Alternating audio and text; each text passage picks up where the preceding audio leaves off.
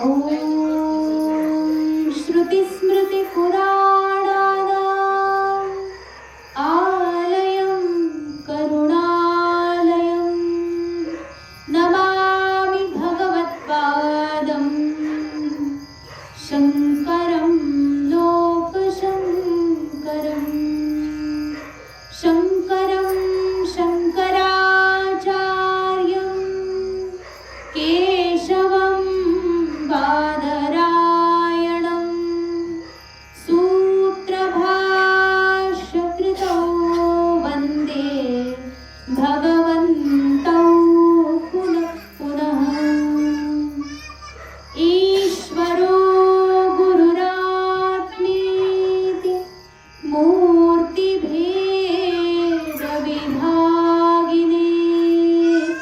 व्योमवद्व्याप्तदेहाय दक्षिणामूर्तये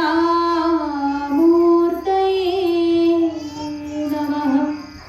नारायणं समारम्भां शङ्कराचार्यमध्यमाम् अस्मदाचार्यपर्यन्तां वन्दे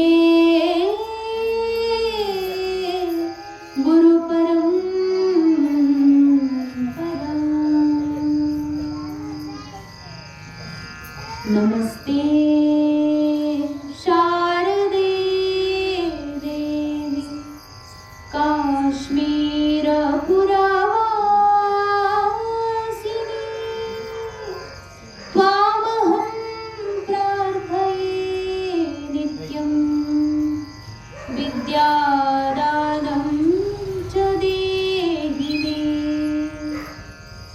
ब्रह्मस्वरूपा परमा ज्योतिरूपा सनातनी सर्वविद्याधिदेवी या तस्यै वाण्यै नमो नमः। अज्ञानतिमिरान्धस्य ज्ञानाञ्जनशलाकया चक्षुरुन्मीलितं येन तस्मै श्री गुरवे नमः। सच्चिदानन्दरूपाय विश्वोत्पत्त्यादिहेतवे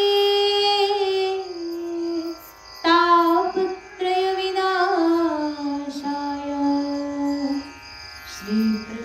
श्रीकृष्णाय वयं नमः।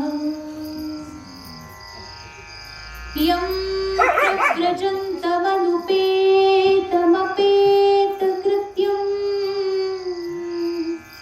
द्वैपायनो विरहकातर आजुहाव पुत्रेति तन्मयतया तरवोऽभिनेदुः तं सर्वभूतहृदयं मुनिमानतोऽस्मि।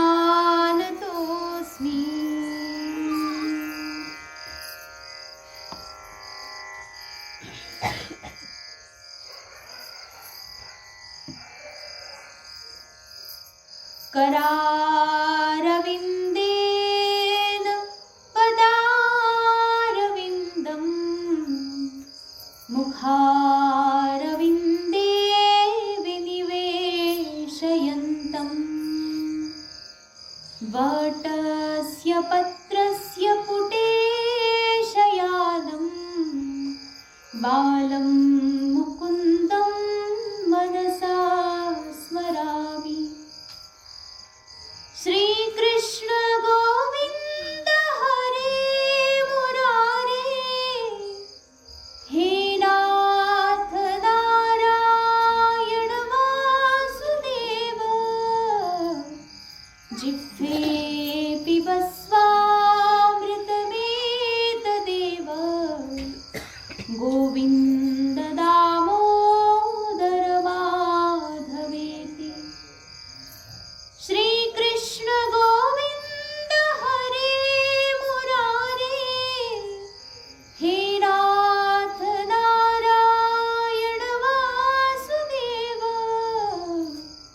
श्री कृष्ण गोविंद हरे मुरारे, हे नाथ नारायण वासुदेव, हे नाथ नारायण वासुदेव, हे नाथ नारायण वासुदेव। बोले श्रीमद् भागवत महापुराण की जय। गोपाल कृष्ण भगवान की जय। श्री राधा रानी की जय। सभा संतन की जय। श्रीमद् भागवत सत्संग आणि कालच्या सत्संगामध्ये आपण ऐकलं होतं की राजाने प्रश्न विचारले होते भगवान श्री शुकदेवजी महाराजांना की हे महाराज, ही सृष्टी जी आहे या सृष्टीची रचना कशी झाली, कशा प्रकारे झाली आणि का म्हणून झाली। आणि त्या ठिकाणी हा प्रश्न जेव्हा राजाचा ऐकला होता तर भगवान श्री शुकदेवजी महाराज सांगतात की हे राजा, मी तुला तेच उत्तर देईल कारण प्रश्न सारखाच आहे। आणि असाच प्रश्न कुणी केला होता, कोणाला केला होता आहे लक्षात? हा, नारदजी देवर्षी नारदांनी ब्रह्मदेवाला केला होता आणि प्रश्न खूप सुंदर होता। तर या प्रश्नाचं उत्तर ब्रह्मदेवानं जे नारदाला सांगितलं तेच उत्तर मी आता राजा तुला सांगतो। अशा प्रकारे या ठिकाणी संवाद झाला होता।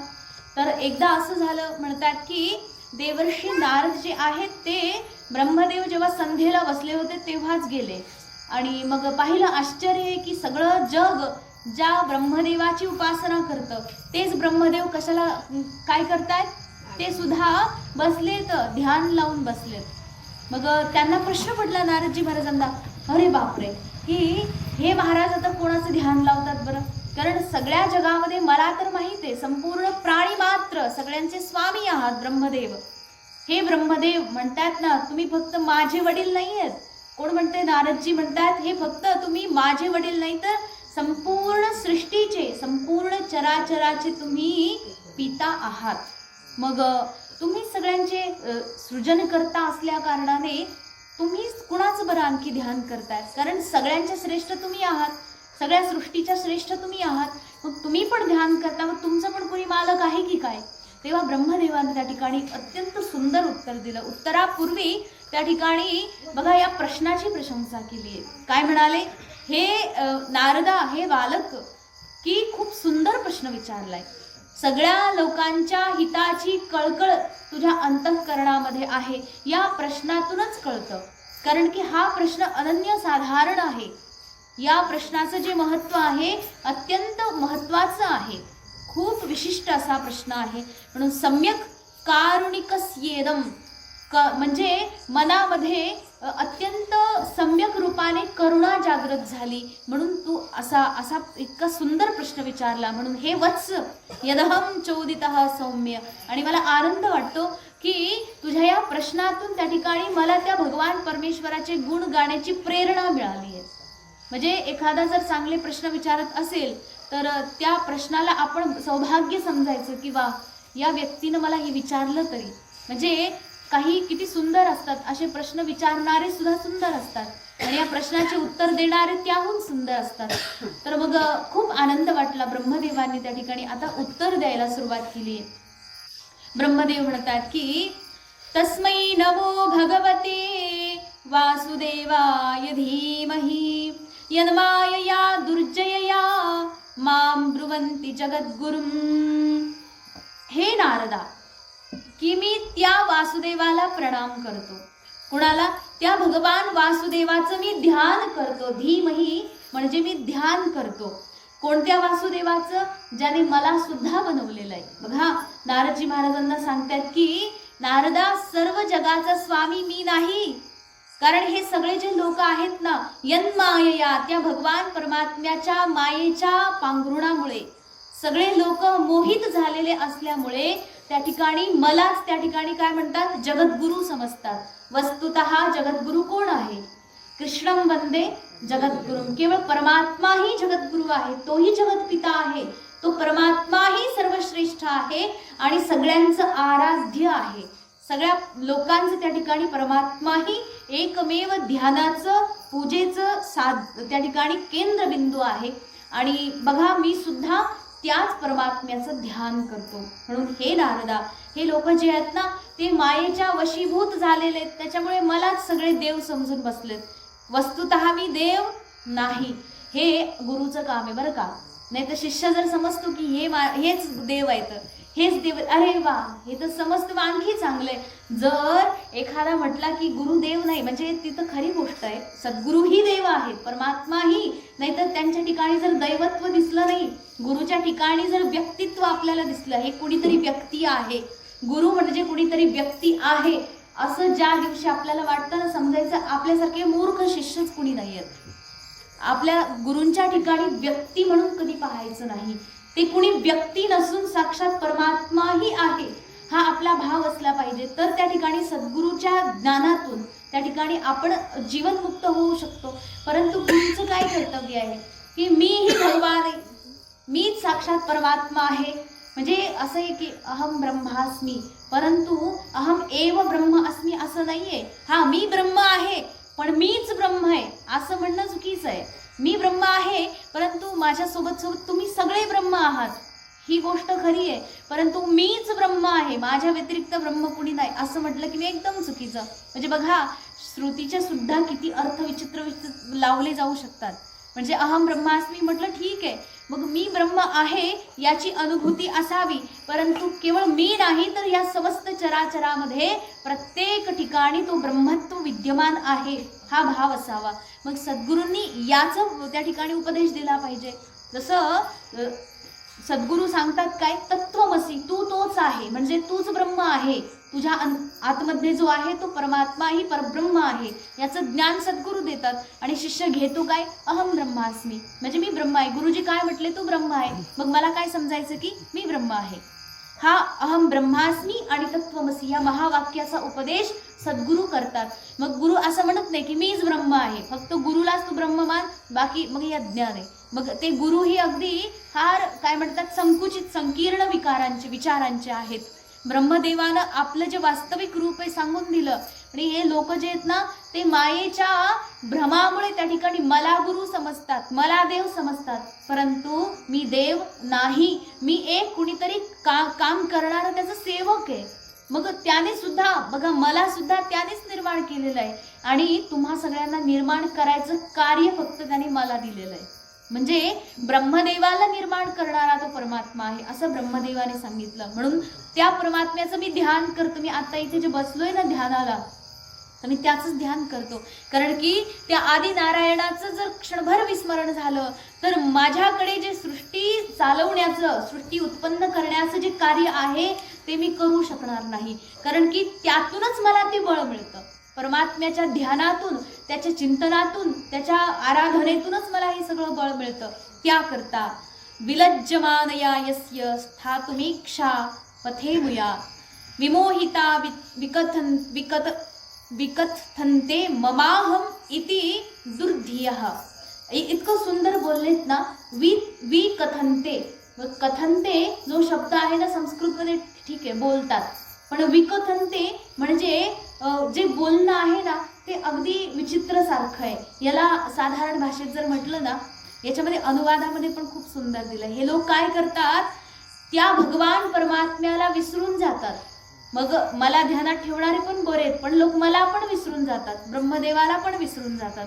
आणि या संसारामध्ये या उपस्थित सगळ्या विषय वस्तूंना ग्रहण करून त्याच्यामध्ये मी आणि माझं या सांसारिक द्रव्यामध्ये हा जो शरीर आहे हे शरीरच मी आहे आणि या शरीराभोवती हे सगळं जे दिसतंय हे माझं आहे, अत्यंत स्थूल दृष्टीने याचं परिमाप घेतात. मग असे जे लोक आहेत ना असं बघतात म्हणतात. बघा अगदी सरळ सरळ अनुवादामध्ये पण दिलेलं आहे. बघा, हे नारदा, यह मैं हूं, यह मेरा है, इस प्रकार बघते हे म्हणले. बघतात म्हणजे काय, आपण म्हणतो काही पण बघतोय, हा व्यर्थ गलबला काय म्हणतात ना. संत महापुरुषांच्या अनेक प्रमाणे याच्यामध्ये सापडतील आपल्याला. उगाच आपण बोलत जातो की हे मी आणि हे माझं. हे सगळ्या ज्या गोष्टी आहेत अत्यंत भ्रमात्मक. आणि याच्यामुळेच होतं काय, तो व्यक्ती अज्ञानाच्या मधून कधी बाहेरच येत नाही, त्याच्यामधून उठतच नाही, कारण त्याची इच्छाच नाहीये उठण्याची. मुळात या गोष्टीमध्ये इतका तो अधिकाधिक फसलेला आहे, एवढा जास्त फसलेला आहे की या सगळ्या गोष्टीला पूर्णपणे विसरून जातो. म्हणून द्रव्यम कर्मच कालश्च स्वभावो जीव एवच.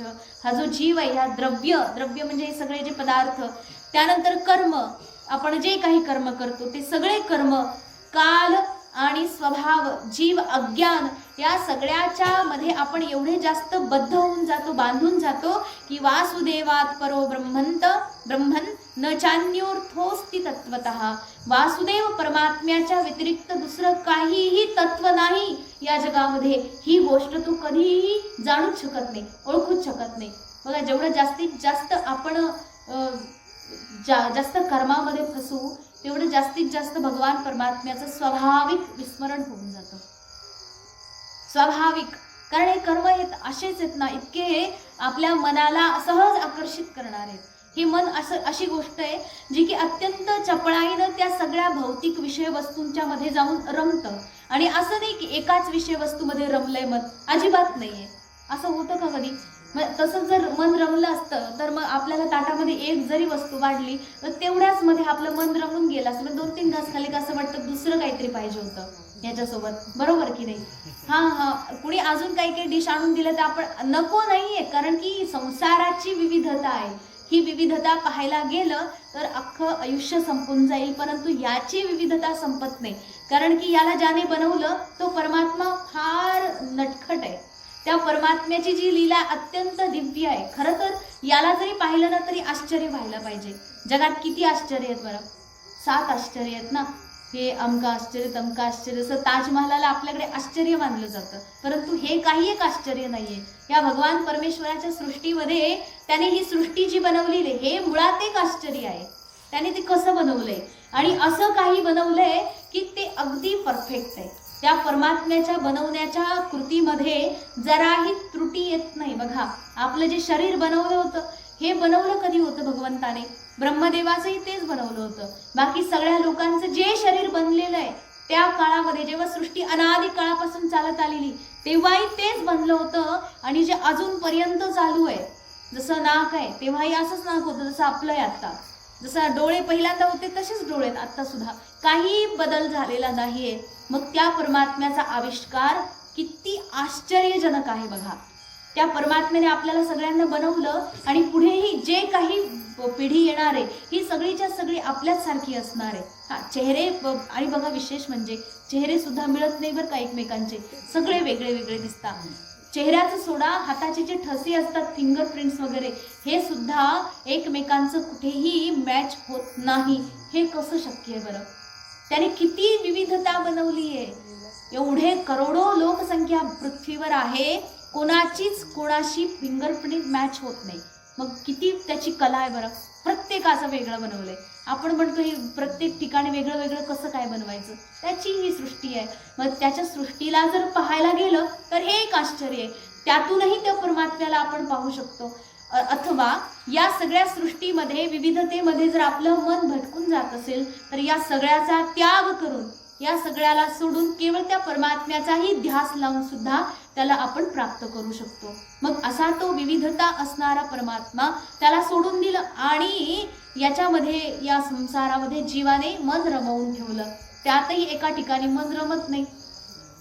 जसं टीव्ही पण पाहता ना तुम्ही, टीव्ही आजकाल तो टीव्ही मध्ये किती चॅनल असतात? भरपूर ना, 1000 पर्यंत मला वाटते असतेच. आपला जास्त असतं. अच्छा, ठीक आहे. मग ते पेमेंट वगैरे करून घेतात. तर त्याच्यामध्ये सुद्धा एक समजा टीव्ही लावली, त्या पडद्यावर जे दाखवते तेवढ्यामध्येच आपलं मन रमलंय असं होतं का?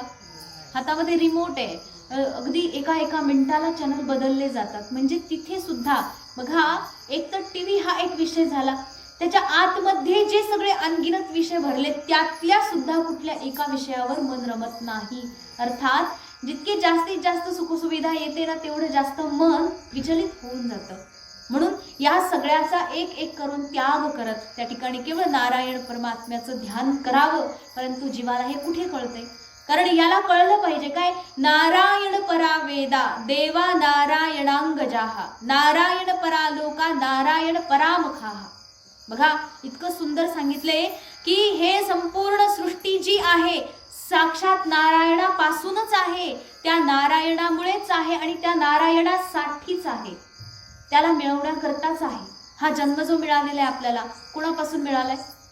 परमात्म्यापासून. त्यानंतर आपला विलय कुठे? परमात्म्यामध्ये.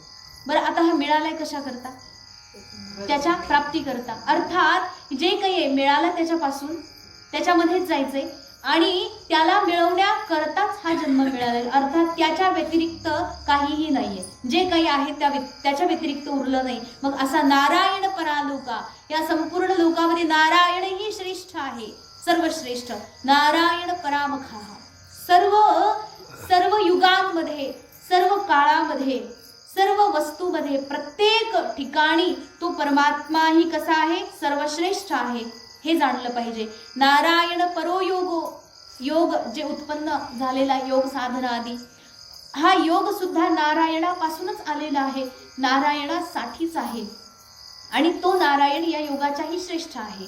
नारायण परम तपः, तपाचंही तसंच आहे. नारायण परम ज्ञानम नारायण परागती.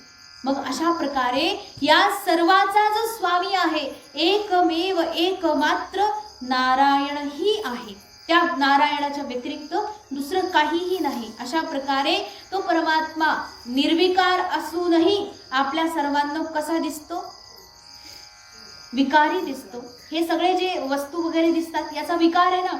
विकार म्हणजे काय? एखादी वस्तू आधी एक असते आणि कालांतराने ती थोडी थोडी बदलत जाते, याला म्हणतात विकार. मग अशी एकही वस्तू या जगामध्ये दाखवा जी बदलत नाही, आहे का? अशी एकतरी वस्तू थोडा विचार करा की कधी बदललीच नाही. आता तुम्ही म्हणणार एखादा दगड, डोंगर घ्या उदाहरणाला. डोंगर, आधी डोंगर होता का? एक 5, 7, 10 वर्ष, 10,000 15,000 वर्षापूर्वी ते काय असतं? ते लावारस येतो, भूकंप होतो आणि त्याच्यापासून हे सगळे डोंगर दगड जे दऱ्याखोऱ्या बनलेल्या आहेत. अर्थात पूर्वी हे नव्हतं. कालांतराने हे जे आहे डोंगर जे फार मोठे मोठे होते ते क्षीण होतात, छोटे होतात. जसं गोवर्धन पर्वत आपण पाहिला वृंदावनमध्ये, तर गोवर्धन पर्वत त्या ठिकाणी त्याचं वर्णन करतात की वृंदावनापासून गोवर्धन पर्वताचं जे अंतर आहे 36 किलोमीटर अंतर आहे. बघा 36 किलोमीटर अंतर आहे आणि तो गोवर्धन पर्वताचं वर्णन असं आहे की तो इतका उंच होता की त्या डोंगराची सावली त्या ठिकाणी वृंदावनावर पडत होती. परंतु आता गोवर्धन पर्वतावर जर गेलं तर पर्वत पाहायलाच मिळत नाही, ती सगळी सपाट जमीन आहे. पावसामुळे आणि लोक काय करतात? गोवर्धन पर्वताची दगड घेऊन जातात त्याच्यावर. नाही आहे त्या ठिकाणी जी 29 किलोमीटरची परिक्रमा करतात ना, त्याच्यामध्ये आपल्याला काही प्रमाणामध्ये तेवढा छोटा छोटा डोंगर पाहायला मिळेल. अन्यथा डोंगर सपाट झालेला आहे. म्हणजे ते जो पर्वत होता तो एक तर क्षीण झाला, कालांतराने हळूहळू घसरला. किंवा आपल्यासारखे जे भक्त लोक येतात ते काय करतात? भगवान परमात्मा गोवर्धन रूपामध्ये साक्षात भगवान ही त्या ठिकाणी राहतात. मग देवाची पूजा करायची म्हणजे गोवर्धन पर्वताची पूजा करायची, म्हणून गोवर्धन पर्वतावरचा एक एक दगड घरी उचलून येतात. मग आपल्यासारखे लाखो लोक आले, सगळ्यांनी एक एक उचलून नेला ना. कुणी मोठा नेला, ज्याला जसं जमलं. कुणी माती घेतली, आता ते दगड राहिले नाही म्हणून कुणी कसं काय काय घेऊन जातं. त्या डोंगरावर उगलेली झाडं जे आहेत ना ते सुद्धा लोक एक एक फांदी करून तोडून घेऊन जातात. म्हणजे लोकांची आपली आपली श्रद्धा. तर अशा प्रकारे पूजन केलं जातं. अर्थात जे काही आपला सांगण्याचा उद्देश असा आहे की या संसारामध्ये जे काही आहे हे सगळं कसं आहे? बदलणारं आहे, हे परिवर्तनशील आहे. आणि परिवर्तनशील जे नाही ते परब्रह्म आहे, जे कधीही बदलत नाही. कोणत्याही स्थितीमध्ये, कोणत्याही काळामध्ये त्याच्यामध्ये बदलाव होत नाही. अनादि काळापासून ते एकच आहे, अनादि शांत. त्या ठिकाणी परमात्मा जो आहे त्याला अंत नाही, अनंत, अनादि अनंत असा तो दिव्य परमात्मा कधीही बदलत नाही. म्हणून कसा आहे तो? सर्वांच्या पेक्षा श्रेष्ठ आहे, सर्वोत्कृष्ट आहे. प्रत्येक ठिकाणी जसं वेदांत शिकताना आम्हाला तत्वबोध वगैरे शिकवताना पहिलं एक साधारण उदाहरण दिलं जायचं लहान लहान पोरांना कळावं म्हणून, की म्हणायचे एका डोंगरावर समजा एक माणूस बसलेला आहे आणि तो माणूस फार उंच टेकडीवर बसल्या असल्यामुळे त्याला खालचं सगळं दिसतं, बरोबर ना. तर तो पाहत होता की एक बैलगाडी इकडून येते, हळूहळू हळूहळू ती बैलगाडी पूर्ण त्या डोंगराला त्या ठिकाणी पार करून पलीकडे घेऊन चालली. तर त्या माणसाला ती बैलगाडी फार दूरपासून दिसत होती आणि दूरपर्यंत दिसत होती. परंतु त्या बैलगाडीमध्ये बसलेला जो माणूस आहे, बैलगाडी हाकणारा, त्याला तो डोंगर पाहत असताना फक्त एकाच बाजूने दिसायचा. पुढे आल्यानंतर पुढची बाजू दिसली, इकडे आल्यानंतर ही बाजू दिसली आणि पुढे गेल्यानंतर आणखी दिसेनासं झालं. परंतु तो जो होता बसलेला त्याला मात्र ती पूर्वीपासून शेवटपर्यंत दिसत होतं. म्हणजे हे जे काही आहे, भगवान परमात्मा सर्वोत्कृष्ट स्थानावर विराजमान होऊन आपण बसलेले जे बैलगाडीमध्ये, या रथामध्ये बसलेले जे जीवात्मा आहोत आणि प्रवास करतोय, सुरुवातीपासून शेवटपर्यंत आपण काय करतोय, प्रवास करतोय. आणि तो परमात्मा आपल्या ह्या प्रवासाला साक्षी बनून पाहतोय. पहिल्यापासून तर शेवटपर्यंत तो एकमात्र पाहणारा आहे. तो कधी थकत नाही, तो कधी झोपत नाही, तो कधी आरामही घेत नाही. त्याने जर आराम घेतला तर आपला सगळ्यांचा आराम कायमचा, आपलं काही उरलं नाही मग तिथे. हा परमात्मा, कारण तो आपल्या आतमध्ये बसलेला आहे ना. बघा, त्या परमात्मे जसं आपलं जे हृदय आहे ना, ते हृदय जे स्पंदन चालू आहे ते परमात्म्याचं स्वरूप आहे. ते जे निरंतर चालू आहे त्याच्यामध्ये परमात्मा बसून निरंतर त्याची क्रिया करतो आहे. ज्या दिवशी त्या परमात्म्याने विश्रांती घेतली की आपलं काहीही उरत नाही. अशा प्रकारे तो दिव्य परमात्मा जो सर्वोत्कृष्ट आहे, त्या जीवानं त्याला जाणलं पाहिजे. म्हणून नारायण परो योगो. अशा प्रकारे जे सगळं काही आहे ते नारायणा करता आहे, त्याच्यापासूनच आहे आणि शेवटी त्या सगळ्याला त्याच्यामध्ये विलीन व्हायचंय. मग तस्यापि द्रष्टुरीशस्य कूटस्थस्याखिलात्मनः सृज्यं सृजामि सृष्टोऽहम् ईक्षयैवा विचोदितः. हे नारद, त्या ठिकाणी हा ब्रह्म परमात्माही सगळ्याचा स्वामी आहे. तो निर्विकार असूनही तो आपल्या सगळ्यांच्या करता विकारी रूप सुद्धा घेतो. मग आपण म्हणणार त्या परमात्म्यामध्ये विकार होत नाही. अर्थात हे जे जग आहे ते कसं आहे, विकारी आहे ना, परिवर्तनशील आहे. परमात्मा विकारी नाही, जग विकारी आहे. याचा अर्थ जग परमात्मा नाही, असं सहज सहज अर्थ होऊन जातो ना. जग काय, मग सर्व जे विश्व दिसते हे परिवर्तनशील आहे आणि परमात्मा तर परिवर्तनशील नाही. अर्थात हे जे जग आहे ते वेगळं आणि परमात्मा वेगळा, असा वेगळा वेगळा अर्थ आपल्यासारखे कमी बुद्धीचे लोक लावून टाकतील लगेच. परंतु तेही नाही म्हटले, अजिबात नाही. या परिवर्तनशील जगामध्ये सुद्धा तो निर्विकार असलेला परमात्मा विकारी रूप धारण करून प्रत्येक ठिकाणी अगदी समान रूपाने विराजमान आहे. तो निर्विकार आहे, परंतु आपल्या सर्वांच्या समोर लीला करण्याकरता या प्रकारची हे सगळे जे काही आहे विकारशील रूप धारण करतो. म्हणजे हे सगळे जे रूप आहेत हे त्याचेच रूप आहेत. म्हणजे तो परमात्मा निर्विकार, परंतु या सगळ्या रूपामध्ये आपल्याला दिसतोय हा कसा विकारी आहे. अर्थात त्याला जर जाणलं तर तो निर्विकार आहे आणि त्याला जर जाणण्याचा प्रयत्न या वस्तू या सर्वांच्या माध्यमातून केला तर तो आपल्याला मिळणार नाही, कारण की आपली बुद्धी तेवढी पुरेशी नाहीये.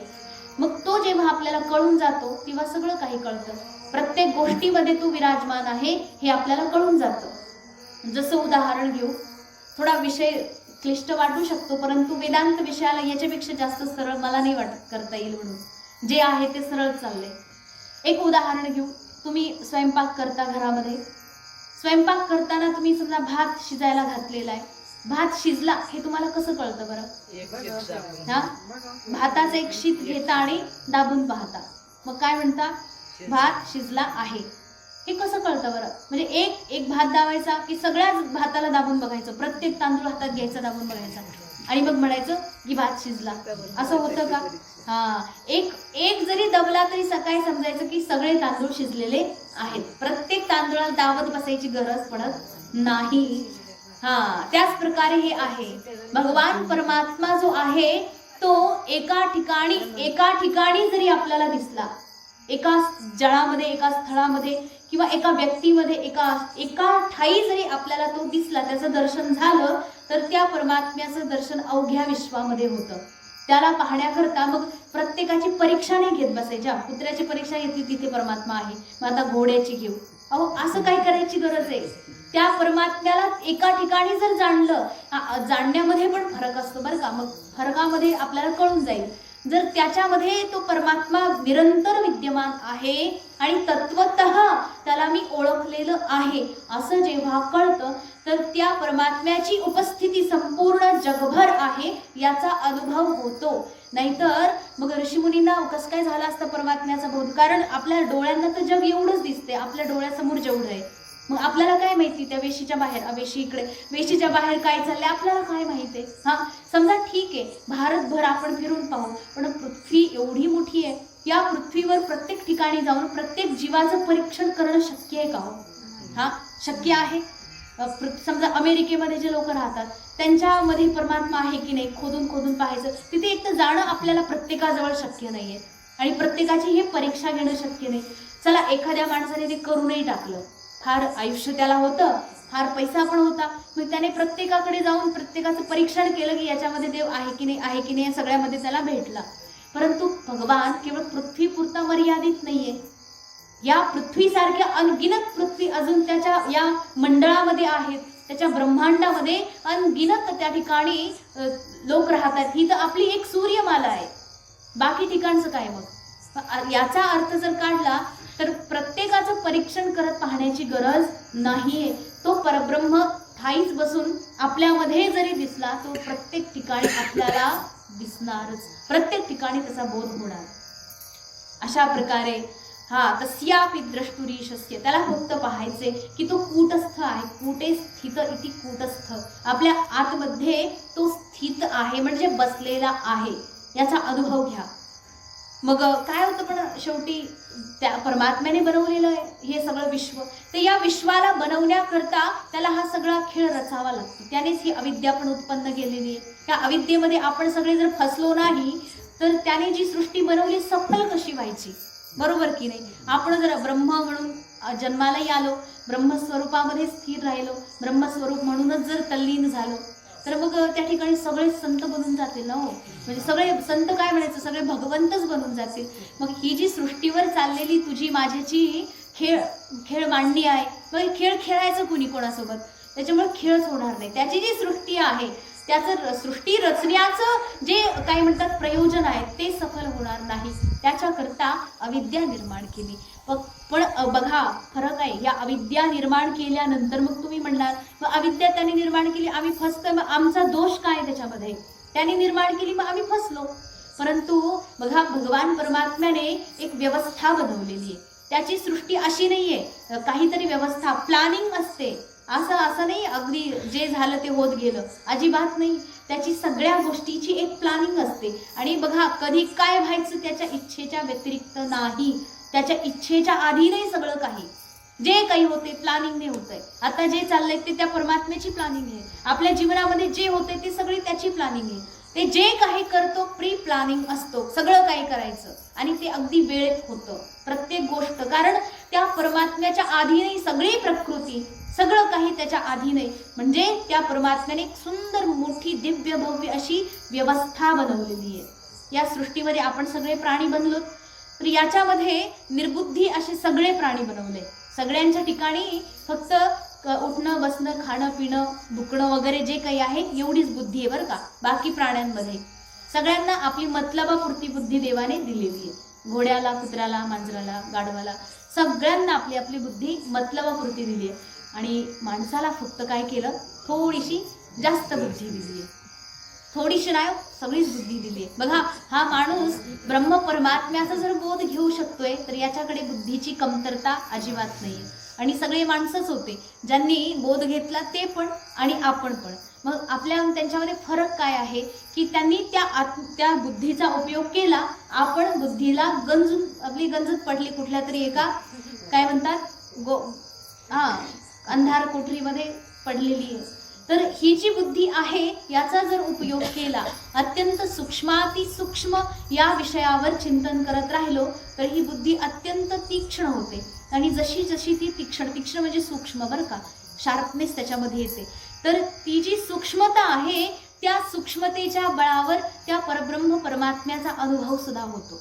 ती सूक्ष्मता असेल तर म्हणून तर बुद्धी ही एक मात्र साधन सांगितलेलं आहे की त्या परमात्म्याला आपण त्याच्या माध्यमातून ओळखू शकतो. मग अशा प्रकारे त्याने सत्व रज आणि तम हे त्रिगुणात्मिका ही माया बनवली आणि या मायेच्या माध्यमातून आपण सगळे जीव फसतो. परंतु आपल्याला एक विवेक दिलेला आहे की बाळा तुझ्यासाठी काय चांगलं आहे आणि काय खराब आहे हे त्याला नक्की कळतं. बघा एखादा माणूस चोरी करतो, फार चोरी करतो, मोठ्या मोठ्या दरोडे मारतो, पण त्याला माहित आहे ना ही गोष्ट जी मी करतोय ही चांगली नाही. बरोबर आहे, त्याला माहित आहे ना, नक्की माहिती आहे, 100% माहिती आहे. जर माहित नसतं तर त्याने दिवसा चोऱ्या केल्या असत्यात. दिवसा आपण काय म्हणजे चांगले कामं दिवसाच करतो, आपण सगळ्यांना दाखवून करतो, वाईट कामं लपवून करतो. मग तो जो चोर आहे तो लपवून सगळं काही करतो कारण त्याला माहिती आहे हे काम चुकीचं आहे, या कामातून मला पाप मिळणार आहे हे त्याला नक्कीच माहिती आहे, तरी तो करतो. मग हे माहीत असूनही ते करतो, मग याला काय म्हणायचं? माहिती आहे की नाही? बघा भगवंताने त्याला बुद्धी दिली आहे की हे चुकीचं आहे, परंतु हे चुकीचं आहे या गोष्टीवर ठाम राहून त्या चुकीच्या कामाला न करणं हे आपलं कर्तव्य आहे. परमात्म्याने बुद्धी द्यायचं काम केलंय, मग आपण ते करत नाही त्यात त्याचा काय दोष आहे बरं? बघा सूर्यनारायण उगवतात की नाही, मग त्या सूर्याच्या प्रकाशामध्ये कुणी काहीतरी दुष्कर्म करते, फार विचित्र सगळे कामं करते. एखादा माणूस सकाळी सकाळी उठून जप तप पूजा ध्यान भजन करते, दोन्हीही, एक पुण्य करते एक पाप करते. मग त्या सूर्याच्या प्रकाशामध्ये आपण सगळे पुण्यही करतो पापही करतो. मग त्या पुण्याचा आणि पापाशी काही त्या सूर्याचा काही घेणं देणं आहे का? एखाद्याने पाप केलं म्हणून सूर्याला फार दोष लागला, त्याच्या उजेडात केलं ना. एखाद्याने पुण्य केलं सूर्याला फार पुण्य भेटलं, असं होऊ शकतं? अर्थात जे काही आहे अगदी परमात्मा याच प्रकारे निर्लिप्त आहे. तो आपल्याला सर्वांना स्वयंप्रकाशी तो परमात्मा आपल्याला प्रकाशित करतो, आपल्याला बुद्धी देतो, कर्म करण्याची शक्ती बुद्धी देतो. त्याच्यामध्ये जर आपण चुकीचे कर्म करतोय आपण चांगले कर्म करतोय तर त्या परमात्माला काहीही त्याचा दोष लागत नाही. जे काही आहे त्याचं सगळ्याचं भोग आपल्याला भोगायचं आहे.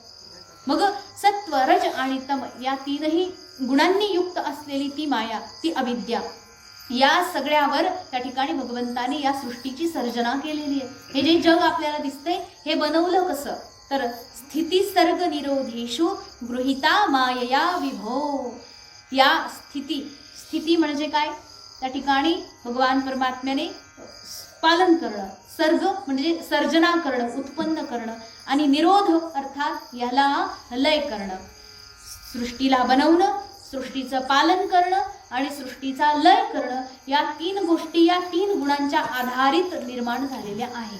सत्व रज आणि तम हे तीन गुण आहेत म्हणून सृष्टी बनते सुद्धा, चालते सुद्धा आणि विनाश सुद्धा होते. आणि जर हे तीनही गुण नाही तर गुणातीत परमात्मा जो की सदैव सौम्यम इदवग्रे, तो परमात्मा स्थिर आहे, आनंद स्वरूप, त्याच्या ठिकाणी कुठलीही क्रिया होत नाही, निष्क्रिय आहे. परंतु क्रिया होते याचा अर्थ या ठिकाणी गुणाची उपाधी धारण केलेली आहे. मग कार्य कारण कर्तृत्वे द्रव्य ज्ञान क्रियाश्रयाः बध्नन्ति नित्यदा मुक्तम मायिनं पुरुषं गुणाः. मग अशा प्रकारे त्या परमात्म्याने याची उपाधी धारण केली. त्याचं या ठिकाणी उदाहरण देतात, कालम कर्म स्वभावं च मायेशो मायया स्वया. या मायेच्या द्वारे त्या मायापतीने काय केलं? काल, कर्म आणि स्वभाव याच्यावर या सृष्टीला बनवायला सुरुवात केली. कालात गुणव्यतिकरः परिणामः स्वभावतः. त्या ठिकाणी सांगितले की कालाने काय केलं? हे जे तीन गुण होते ना, सत रज आणि तम, या कालाने या तीनही गुणामध्ये अंगी भाव निर्माण केला, म्हणजे कमी जास्त. बघा हे तीन गुण जेव्हा साम्य असतात तेव्हा अगदी स्वस्थ असतो माणूस. स्वस्थ म्हणजे काय? स्वस्मिन स्थित. स्व म्हणजे आत्मस्वरूप, परमात्म स्वरूप, त्या परमात्म स्वरूपामध्ये स्थित असतो जर हे तीन गुण सारखे असतील तर. आणि हे तिन्ही गुण याच्यामध्ये जर थोडं कमी जास्त झालं तर त्या माणसामध्ये सुद्धा विकार यायला सुरुवात होते. जसं आपल्या शरीरामध्ये बघा तीन गुण आहेत, तीन प्रधान, जसं कफ, वात आणि पित्त, हे तीन गोष्टी नक्कीच आपल्या शरीरात आहेत. आणि जर त्या तीनही गोष्टी साम्य मात्र्यामध्ये समान आहेत, ज्याला जेवढं पाहिजे असतं, नाही तर एकदम हाय लेवलवर गेले तिन्ही समाने म्हटले मग तर मेलं ना. मग तीनही मात्रा कसे जसं पाहिजे तसे आहेत आणि ते तीनही सारख्या मात्र्यामध्ये आहेत. तर त्या ठिकाणी तुम्ही अगदी स्वस्थ आहात, रोग तुम्हाला कोणताच नाही, एकदम स्वस्थ माणूस. त्याच्या ठिकाणी पित्तही अधिक नसतं ना कमी असतं. बघा पित्त गरजेचं आहे बरं काय. तुम्ही म्हणणार पित्त कसं काय, तर पित्त पण गरजेचं आहे. त्या पित्ताच्या आधारावर तर आपलं अन्न पचतं, म्हणून पित्त आहे, परंतु किती, जेवढं पाहिजे तेवढं पाहिजे, जेवढं गरजेचं आहे. त्यानंतर कफ सुद्धा शरीरामध्ये आहे, वात सुद्धा आहे. अर्थात या तीनही गोष्टी साम्य असतील तर आपण स्वस्थ. पण जर वात वाढून गेला आणि बाकीच्या गोष्टी, पित्त कमी झालं तर वात वाढून जाईल, आणि वात वाढला की मग मात्र इथे ठणकतंय, तिथे खणकतंय, कुठे काय होते, म्हणजे हे सगळं सुरू होतं त्या व्यक्तीचं. त्या जीवनामध्ये वात वाढला, कुठे कफ वाढला, कुठे काही पित्त वाढलं, अनेक प्रकारच्या ज्या व्याधी आहेत, ज्या पण व्याधी, या सगळ्याच्या सगळ्या या 3 गुणावर केवळ आधारित आहेत. तसंच आपल्यामध्ये याच्या व्यतिरिक्त 3 गुण आहेत, सत, रज आणि तम. हे 3 गुण जेव्हा समान मात्रेमध्ये असतात तेव्हा व्यक्ती स्वस्थ असतो. स्वस्थ म्हणजे आत्मस्वरूपामध्ये स्थित असतो, स्थिर असतो, शांत असतो, आनंदित असतो. परंतु ज्यावेळी या 3 गुणामध्ये चढ उतार झाला की मग मात्र त्याच्यामध्ये सुख आणि दुःखाचं वादळ सुरू होतं. मग हे जे काही आहे प्रत्येकाच्या जीवनामध्ये आहेच. याचा अर्थ 3ही गुण कसे आहेत, आपले सारखे नाही आहेत, प्रत्येक गुणामध्ये भेद आहे. मग याच गुणाचा भेद त्या ठिकाणी कोणी कालाने निर्माण केला. हे कर्म जे आहे ते अनादिकाळापासून आलेलं हे कर्म, काल आणि स्वभाव याने जीवामध्ये, अंतःकरणामध्ये जशी आपली फलोन्मुख वृत्ती होते ना, फळ मिळावं म्हणून काहीतरी कर्म करायचं, तसं म्हटलंय की ते परब्रह्म जे आहे त्या परब्रह्माला सुद्धा एक इच्छा झाली. काय इच्छा झाली हो? इच्छा सांगतात काय, एकोहम, मी एक आहे. काय करायचं मग? मी एक आहे तर बहुश्याम, अनेक व्हायचं, मला अनेक व्हायचं. मग त्याच्याकरता एकटा माणूस काही संसार करू शकत नाही, मायेची उपाधी घेतली नाही तर कसा काय विस्तार होईल. त्याच्याकरता त्या परब्रह्म परमात्म्याने त्या मायेची उपाधी धारण केली. त्रिगुणात्मिका जी माया आहे या मायेची उपाधी धारण करून त्या ठिकाणी त्याने या सृष्टीला बनवण्याची त्या आता संकल्पना केली आहे. मग स्वभावाने बघा त्या गुणामध्ये काय झालं, कमी जास्त झालं. आणि त्या 3 गुणापासून जी की आता त्यांच्यामध्ये अंगाअंगी भाव आहे त्यातून महत्तत्व निर्माण झालं. महत्तत्व म्हणजे बुद्धी, सगळ्यात पहिली बुद्धीलाच निर्माण केलं महत्तत्व. त्या महत्तत्वापासून, बुद्धीपासून अहंकार निर्माण झाला. आणि हा अहंकार 3 प्रकारचा आहे, राजसिक, तामसिक आणि सात्विक. तर त्या ठिकाणी वर्णन केले की सात्विक अहंकार जो आहे तो वैकारिक आहे, आणि या वैकारिक अहंकारामध्ये ज्ञानशक्ती उत्पन्न असते. ज्ञानशक्ती अर्थात जे करायचंय त्याच्याविषयक असलेलं ज्ञान, जशी इच्छा, क्रिया आणि ज्ञानशक्ती आहे ना, तर ती ज्ञानशक्ती जी आहे ती या सात्विक अहंकारापासून उत्पन्न होते. आणि यापासूनच त्या ठिकाणी पुढे जी ज्ञानशक्ती आहे त्या ज्ञानशक्तीवरूनच जे आपले 10 इंद्रिय आहेत, पंच ज्ञानेंद्रिय आणि पंच कर्मेंद्रिय, यांची देवता उत्पन्न होते. बघा पंच ज्ञानेंद्रियांचे देवता कोण आहेत? देवता माहित आहे तुम्हाला? पंच ज्ञानेंद्रियांचे, पंच कर्मेंद्रियांचे देवतांचंही खूप सुंदर वर्णन केलेलं आहे. जसा आपले जे पंच ज्ञानेंद्रियामध्ये जसं कान आहे, कानाची देवता आहे दिशा, दिक. कानाची शब्द आहेत ना, शब्दाची देवता. श्रोत्रेंद्रियाची देवता दिक आहे. त्यानंतर स्पर्शेंद्रियाची देवता वायू आहे. त्यानंतर रूप, आपण जे चक्षु आहे ना आपला डोळा, त्या डोळ्यानं पाहण्याची जी शक्ती आपल्याला ज्या देवाकडून मिळते त्याची जी देवता आहे ती आहे कोण? अग्नी. आणि त्यानंतर वरुण देवता आहे कोणाची? रसनेंद्रियाची. आणि दोन्ही अश्विनी कुमार ते घ्राणेंद्रियाची देवता आहे. अर्थात गंध जो आहे तो आपल्याला त्या ठिकाणी अश्विनी कुमारांमुळे त्या ठिकाणी मिळतो. अर्थात हे जे पंच ज्ञानेंद्रियांचे 5 देवता आहेत, तसेच 5 देवता कर्मेंद्रियांचे देखील आहेत. तर 5 आणि हे 5 असे मिळून झाले 10. हे 10ही देवता, या देवतांची त्या ठिकाणी उत्पत्ती कुठून झाली? या ज्ञानशक्तीमधून. आणि यांच्यापासूनच त्या ठिकाणी एक 11वं इंद्रिय जे आहे ते उत्पन्न झालं, ते म्हणजे मन. या मनाची देवता चंद्रमा. तर त्या ठिकाणी यांचीही उत्पत्ती झाली. दुसरा जो अहंकार आहे त्याला तैजस अहंकार म्हटलेलं आहे. तर तैजस अहंकार हा राजसिक आहे. या राजसिक अहंकारामध्ये क्रियाशक्ती उत्पन्न झाली. क्रिया म्हणजे कार्य करण्याची. आतापर्यंत फक्त ज्ञान होतं हे कसं बनवायचं, पण कार्य पण झालं पाहिजे ना. नुसतंच ज्ञान असून काय कामाचं, केलं पण पाहिजे. जसं शिरा बनवायचं ज्ञान आहे मला, असं बनवायचं, तूप टाकायचं, भाजून घ्यायचं, माहिती आहे सगळं मला, पण खायचा शिरा म्हटल्यावर करावं तर लागेल ना. नुसतंच घोकून उपयोग नाही, काय व्हायचं नाही, त्यासाठी क्रिया करावी लागेल. म्हणून क्रियाशक्ती जी आहे त्याच्याकरता पंच ज्ञानेंद्रिय, पंच कर्मेंद्रिय आणि पंच प्राण यांचीही त्यामधून उत्पत्ती झाली. आणि त्याचमधून बुद्धी, जी की स्वाभाविक प्राण्यामध्ये बुद्धी आहे, स्वाभाविक जो प्राण आहे, प्राणवायू, याची उत्पत्ती झाली. पंच ज्ञानेंद्रिय आणि पंच कर्मेंद्रिय, पंच प्राण जे आहेत, प्राण, अपान, उदान, व्यान आणि समान, असे पंच प्राण उत्पन्न झाले. मग अशा प्रकारे तेजस अहंकारापासून याची उत्पत्ती. त्यानंतर तामस अहंकार. म्हटले ठीक आहे महाराज, तुम्ही म्हटले शिरा खायचा म्हणजे शिऱ्याचं ज्ञान पाहिजे, शिरा करायचा म्हटल्यावर नंतर सामग्री लागते की नाही, सामग्री पाहिजे ना, द्रव्य पाहिजे, मग दुकानात जायला पाहिजे. त्याच्याकरता म्हणले हे जी सृष्टी आहे या सृष्टीला बनवण्याचं ज्ञान पहिलं पाहिजे, त्यानंतर याला केलं पाहिजे, आणि याला करण्याकरता जे द्रव्य लागतं ते द्रव्य सुद्धा पाहिजे. तर ते जे द्रव्य आहे तामसिक अहंकारापासून उत्पन्न झालं. मग अशा प्रकारे हे जे भौतिक द्रव्य जे काही दिसतं हे तामसिक अहंकाराचा फळ आहे. याच्यानंतर मग हे कार्य असंच पुढे चालत राहिलं. कार्य आणि जसं कारण आहे, कार्याचे जे काही कारणाचे जे काही गुण आहेत ते सगळे कारणामध्ये जशाच तशी येतात, बरोबर ना. जसे दुधाचे पदार्थ आहेत, दुधाचाच पदार्थ म्हटल्यानंतर दुधाचे गुणधर्म त्याच्यामध्ये नक्की येणार ना. पेढा बनलेला आहे, मग दुधाचा स्वाद त्याच्यामध्ये नसेल तर तो पेढा कसला. अर्थात कार्यामध्ये मूळ कारणाचे गुण उत्पन्न स्वाभाविक असतात त्याच्यामध्ये. तसंच हे संपूर्ण जी सृष्टी आहे ही कारण कोण आहे, परमात्मा. तर त्या परमात्मा जो अभिन्न निमित्त उपादान कारण बनून त्या ठिकाणी या सगळ्याला बनवतो, तो परमात्मा त्याचे सगळे जे गुण आहेत थोडे थोडे का होईना प्रत्येकामध्ये आपल्या सर्वांच्यामध्ये असतात. त्या परमात्म्याकडे काय आहे, सच्चित आनंद स्वरूप आहे, आनंदाचा सागर आहे. म्हणून त्या आनंदाच्या सागरामधून थोडा थोडा आनंद सगळ्यामध्ये आपल्याला सापडतो, प्रत्येक वस्तूमध्ये. जसं फूल फार सुगंधित आहे, वास घेतला, आनंद मिळाला, त्याच्यामध्ये खरोखर आनंद आहे का, परंतु तरी मिळाला ना आनंद. का, कारण की याच्यामध्ये सुद्धा जो आनंद आहे तो कुठून आलाय, त्या कारणामधून आलाय, कारण हे कार्य आहे. मग या कार्यामध्ये आलेला आनंद त्या कारणातून आलेला आहे.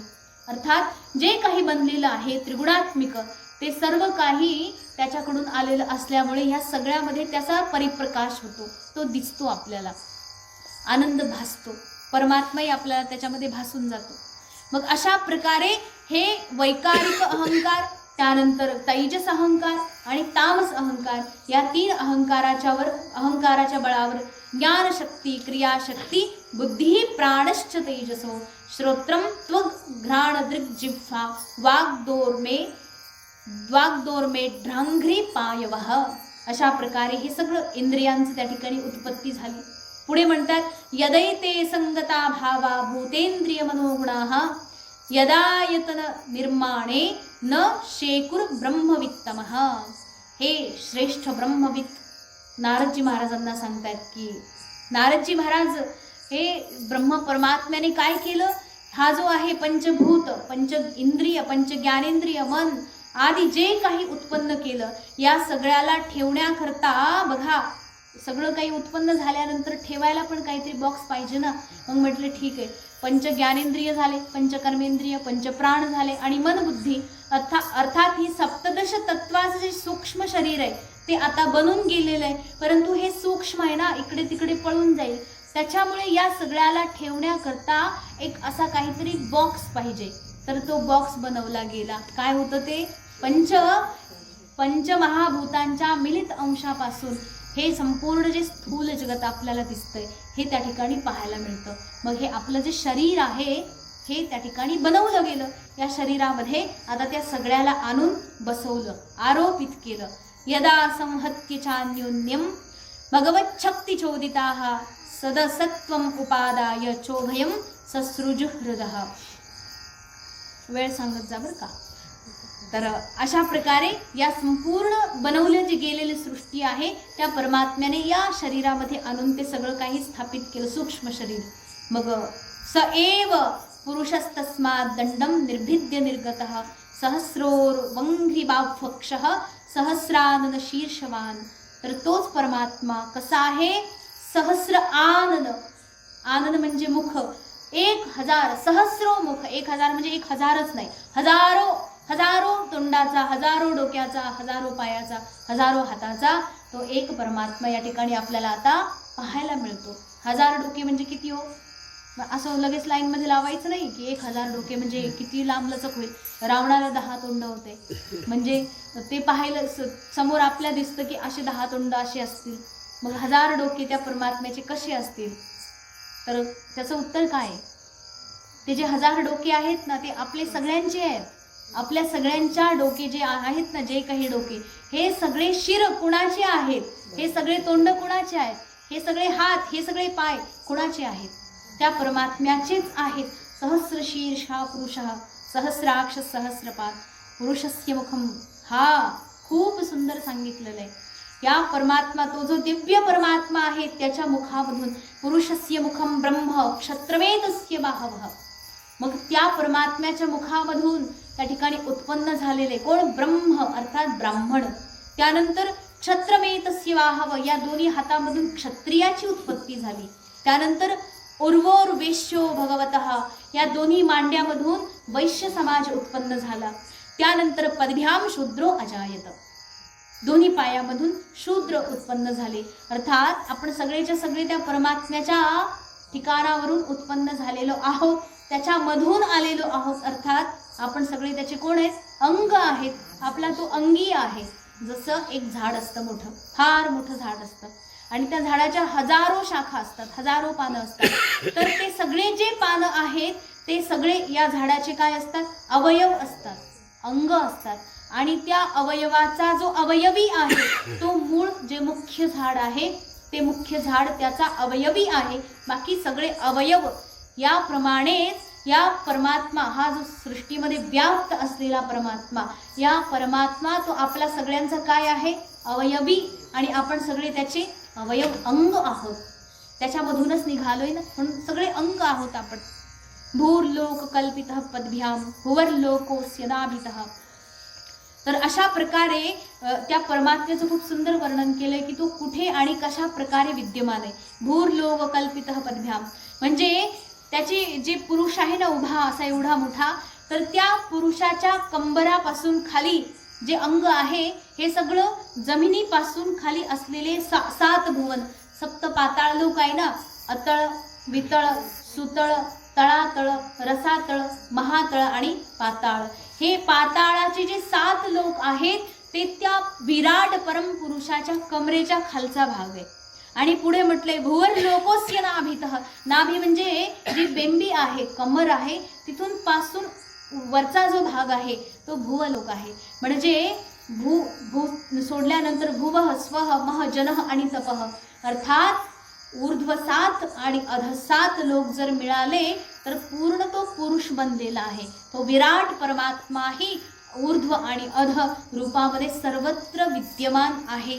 तो स्वतः उभा आहे. आणि हृदा स्वर्लोक उरसा महल्लोको महात्मनः. अशा प्रकारे तो कुठे आणि कशा कशा रूपामध्ये राहतो. त्याचं एक एक जे अंग आहे ते कोणतं लोक आहे म्हटलं, हृदय जे आहे भगवंताचं जे हृदय आहे ना ते स्वर्गलोक आहे, स्वर्लोक. त्यानंतर उरसा महलोको, जी छाती आहे भगवंताची महलोक आहे. त्यानंतर ग्रीवायाम जनलोकश्च, ग्रीवा म्हणजे मान, ही जी मान आहे ती परमात्म्याची काय आहे? जनलोक. जनलोक हेच देवाची मान आहे. त्यानंतर तपलोक, दोन्ही स्तन जे आहेत देवाचे ते तपलोक आहेत. पुढे म्हटले मूर्धभीही सत्यलोक असतो. मूर्धा म्हणजे हे जे माथा आहे ना तो परमात्म्याचा सत्यलोक आहे. ब्रह्मलोक सनातनः. मग हा सनातन परमपुरुषोत्तम परमात्माही ब्रह्मलोक आहे. पुढे म्हटले तत्कट्याम, आता कमरेपासून खालचं वर्णन करतात. त्याची जी कंबर आहे चातालम अतळ लोक जे आहे ते त्याची कंबर आहे. पुढे म्हटले कृप्तम उरुच्चाम वितलम विभोहो. त्यानंतर दोन्ही जंघा जे आहेत ते वितळ लोक आहे. दोन्ही गुडघे जे आहेत ते परमात्म्याचे जे सुतळ लोक आहे ते दोन्ही गुडघे आहेत. पुढे म्हटले त्यानंतर तळातळ लोक जे आहे त्या परमात्म्याचे दोन्ही जंघा आहे. त्यानंतर जे एडी, एडी म्हणजे काय? टाचा, दोन्ही टाचा जे आहेत त्या दोन्ही टाचांचं वर्णन केलंय. त्या टाचाच्या वरती काय असते ना ती गाठा, ते जे घोटे आहेत ते महातळ आहे. त्यानंतर पंजे जे दोन्ही पायाचे, ते दोन्ही पंजे जे आहेत ते परमात्म्याचे दोन्ही आपल्या टाचा आहेत, म्हणजे त्या परमात्म्याच्या टाचा आहेत. त्यानंतर वर्णन केलंय की त्या परमात्म्याने जे पाताळ लोक सांगितलेलं आहे ते पाताळ लोक म्हणजे दोन्ही पायाचे जे तळवे आहेत परमात्म्याचे, ते दोन्ही तळवे म्हणजेच पाताळ लोक आहेत. अर्थात पाताळापासून तर स्वर्ग ब्रह्मलोकापर्यंत सगळीकडे तो एकच परमात्मा व्याप्त आहे. आपण इथे बसलोय तिथे नाही,